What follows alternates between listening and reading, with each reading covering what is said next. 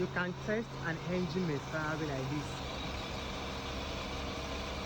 So this indicates that the engine is having a misfiring. So let's look at the code that got out here. Misfire in any cylinder. Oh no, you could have come out with the specific cylinder now. And that means I have to rescan the car. I didn't get any specific cylinder here. So that means I have to troubleshoot myself, or I have to rescan it.